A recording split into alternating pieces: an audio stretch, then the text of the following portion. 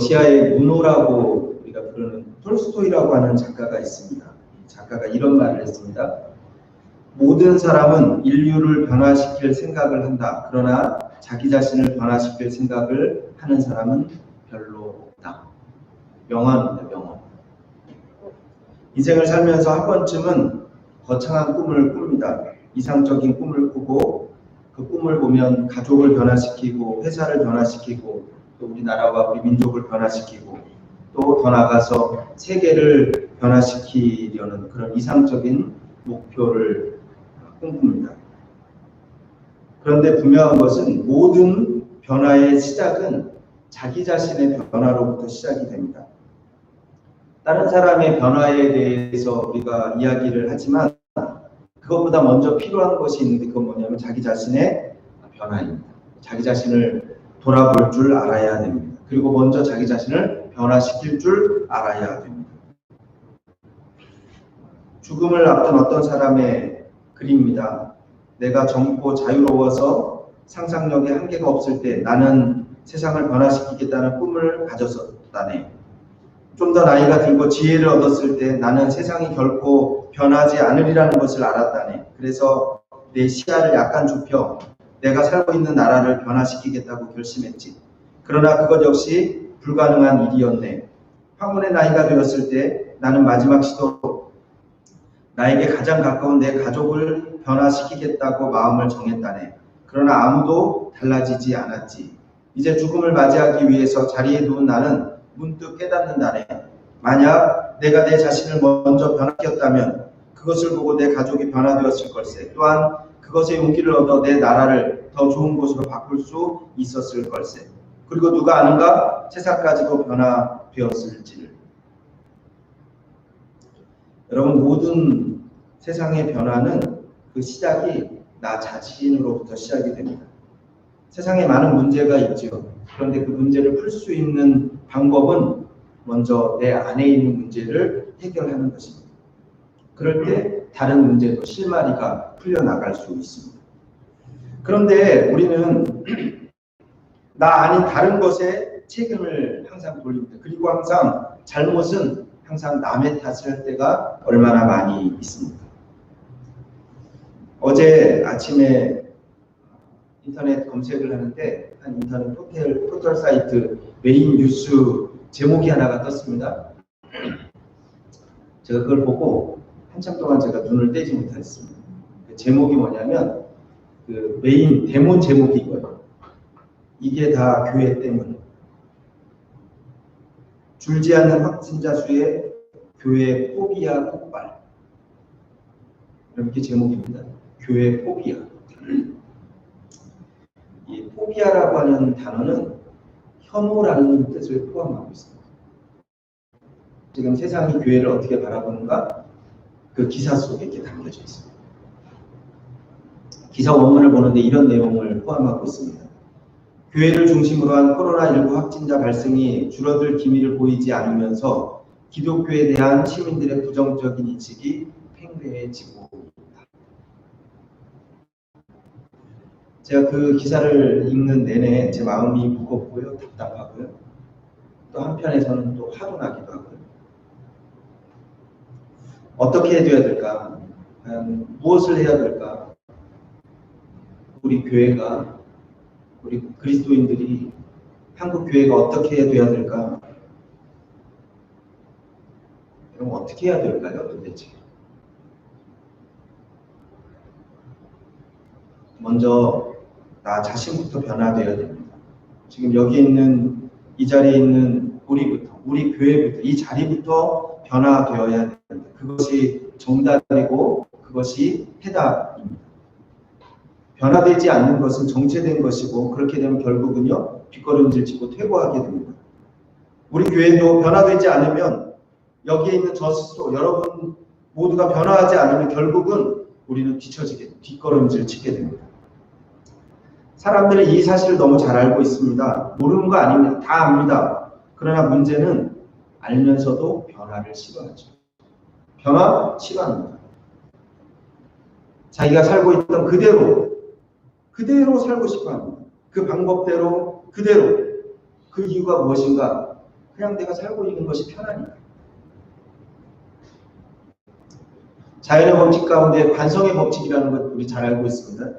모든 물체는 움직이는 대로 계속 움직이고 싶어 한다. 그게 관성의 법칙입니다.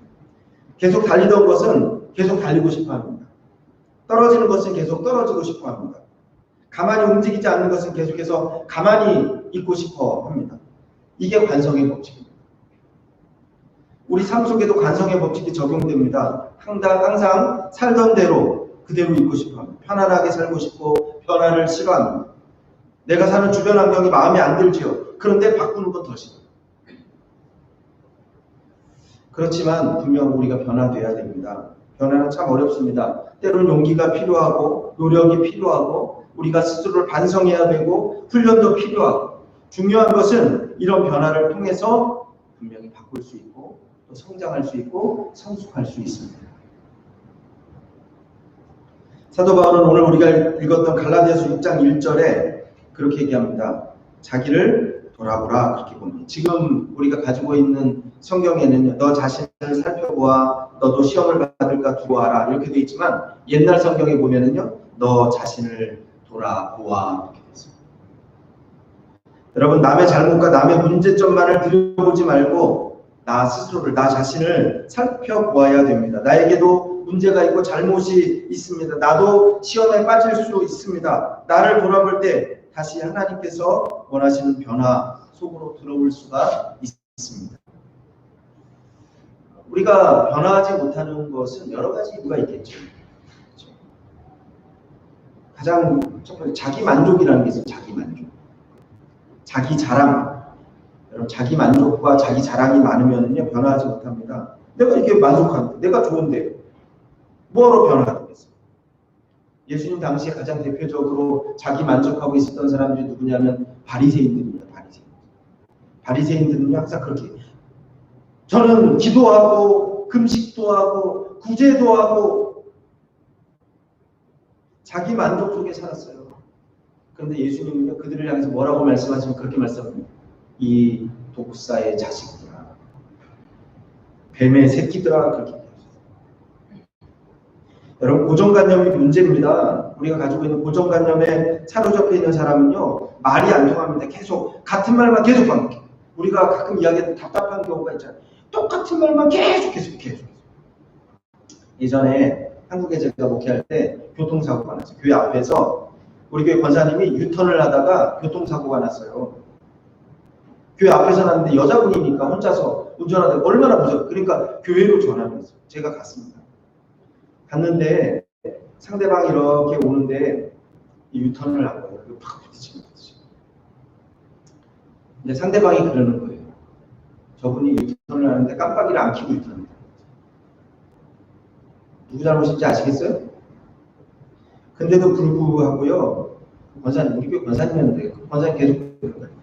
자기 잘못이 없다는 거예요. 저 사람이 잘못했다는 거예요. 말이 안 통해요. 말이.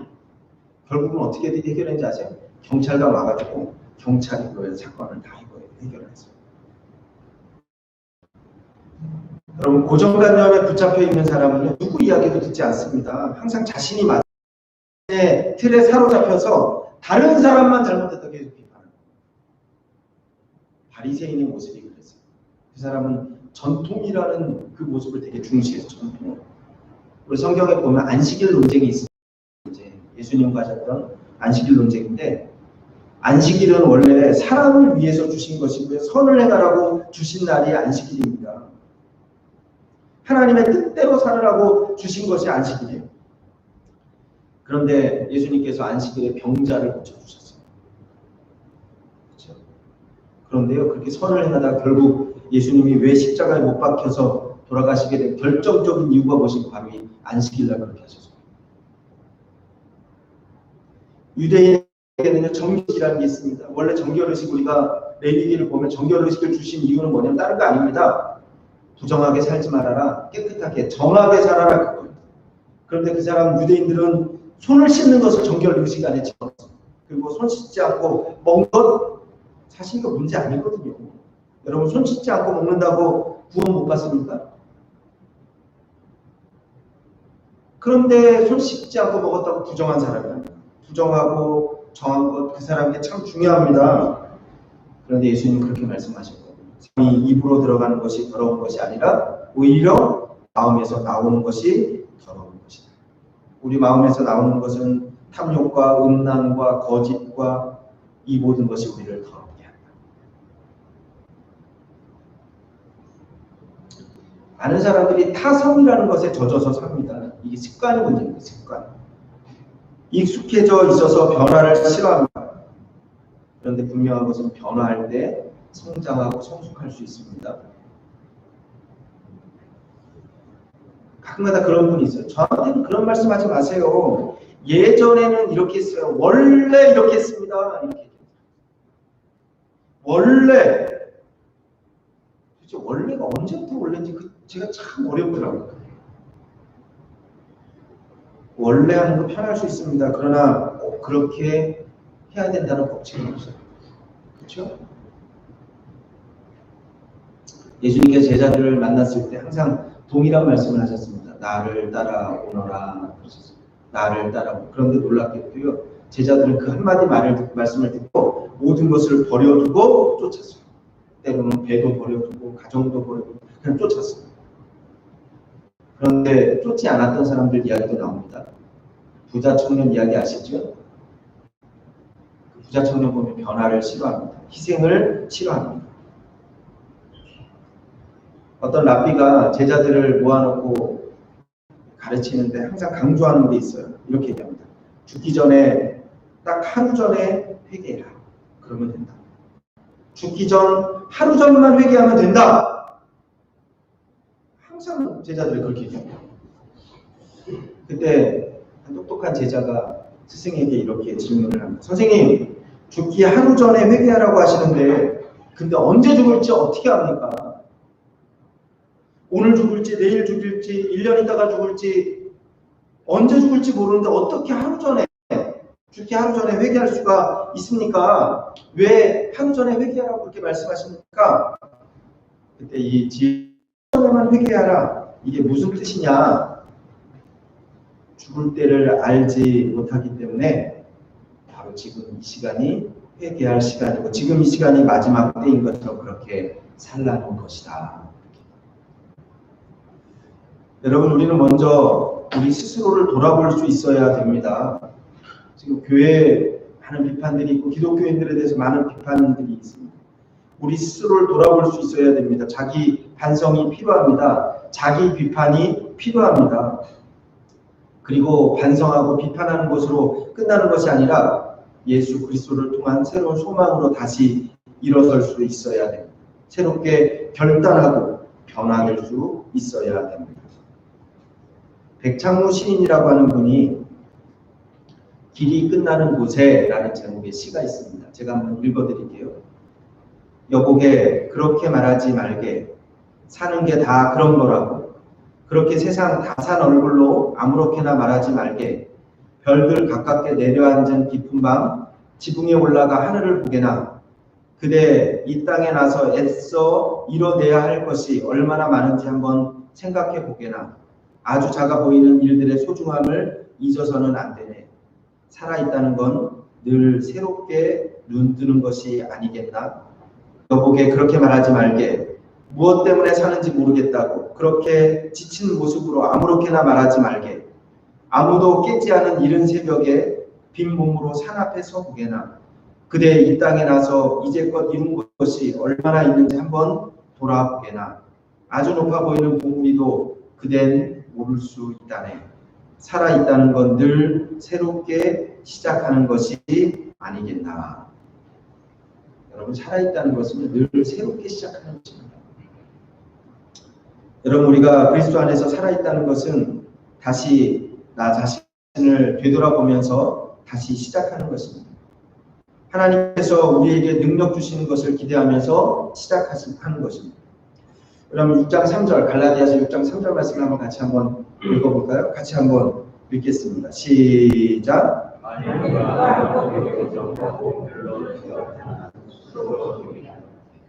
이 정도면 됐다. 이 정도면 되겠지. 괜찮다.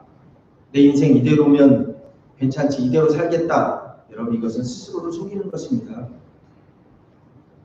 스티븐 챈들러라고 하는 분이 성공을 가로막는 13가지 거짓말이라는 책을 냈습니다. 거기 보면은 그런 얘기가 나옵니다. 나쁜 습관을 버리는 것이 얼마나 힘든지 그러면서 얘기하는 습관이 뭐냐면 걱정하는 습관. 그러면서 거기 그런 얘기가 나와요. 어떤 사람이요. 요즘은 살이 쪄서 걱정이야 그렇게 말하면서 아주 심각한 얼굴로 과자를 먹고 있어요. 또 어떤 사람이요. 요즘은 휴대폰 요금이 많이 나와서 얼마나 걱정인지 몰라 그러면서 친구에게 휴대폰으로 전화를 걸어가지고 자기 휴대폰 요금이 많이 나와서 걱정이라고 그걸 다 설명하고 있어요. 여러분 변화는 다른 것 아닙니다. 쉽게 말하면 그거죠. 하지 말아야 될 것 하지 않는 것. 해야 될 것 해야 되는 거죠. 거짓말하지 마세요. 여러분 변명하지 마세요. 여러분 걱정하지 마세요. 벌써 2021년 둘째 달입니다. 한 달 지났어요. 뒤돌아보면 그래요. 참 변화되고 싶은데 익숙해진 나쁜 습관들, 잘못된 습관들 참 결별하기가 얼마나 어려운지 모르겠어요. 여러분 탈출해야 됩니다. 예수 그리스도의 거룩한 형상을 이루기까지 우리는 성장해야 됩니다. 선한 영향력이라는 말을 참 좋아합니다. 지금 교회에서 이게 시작된 말인 것 같아요. 선한 영향력. 그리스도인들이 교회가 이 세상 속에 선한 영향력을 끼쳐야 되지 않겠습니까? 참 안타깝습니다. 어디서부터 어떻게 변화돼야 될지 우리 스스로부터 변화될 수 있길 간절히 소원합니다. 그래서 하나님의 미랄처럼 그렇게 열매 맺는 삶을 사는 제가 되고 또 여러분들이 되고 우리 가나안 교회가 될 수 있길 간절히 소원합니다. 다시 한번 기도하겠습니다.